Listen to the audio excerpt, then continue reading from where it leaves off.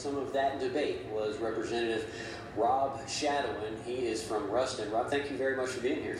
Fred, I appreciate it. It's always good to see you, and thank you for inviting me. You bet. Yeah. The reason I invited you on the show is because I know you have a history of reaching across the aisle and trying to gain some compromise in that chamber.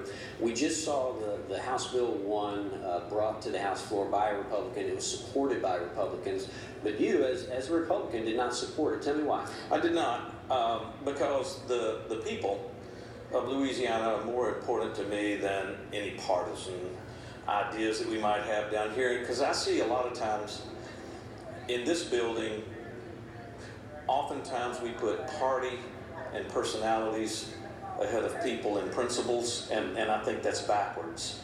So I did not support it, not because it was a Republican idea or whatever. I supported it or was against it because I thought it was a bad bill looking through the collective eyes of Lincoln and Union parishes, that's District 12, whom I serve, and then applying it to the rest of the state.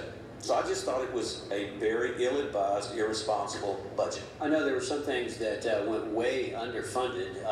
Was there anything in particular in the bill that you didn't like?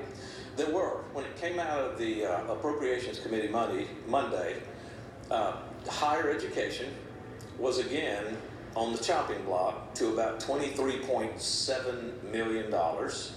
And this is after a decade of cuts. Last year we held them at stable. But then it's another cut. They've been cut enough.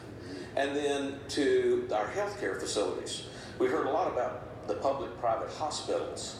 But I've got two rural health facilities in Union Parish, Union General and Reeves Memorial, that are going to be adversely affected. And it's not just the institutions, it's the students at the universities, and it's the patients in the hospitals that are going to feel the brunt of these cuts.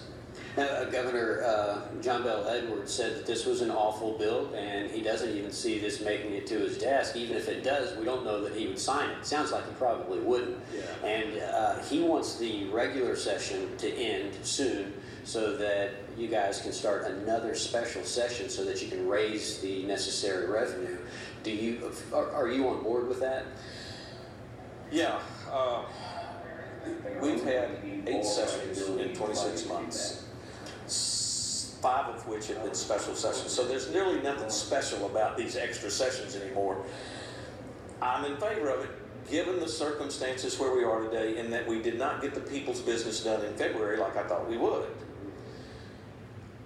I think it would be prudent and wise to stop the regular session early, May 15th, May 18th, those are 2 dates, and devote the rest of the time through June 4th, when we're supposed to adjourn, to a special session, because now even our Republican leaders acknowledged we want to get this budget passed so we'll know exactly how much we have to backfill in a special session.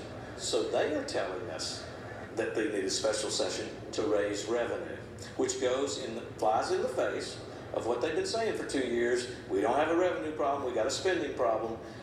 If that's the case, why do you need to raise more revenue now?